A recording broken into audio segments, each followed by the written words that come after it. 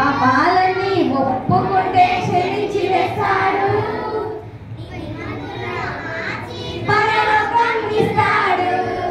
పాపాలని ఒప్పుకుంటే క్షమించి వేస్తాడు, నీతిమంతులుగా మార్చి పరలోకం ఇస్తాడు.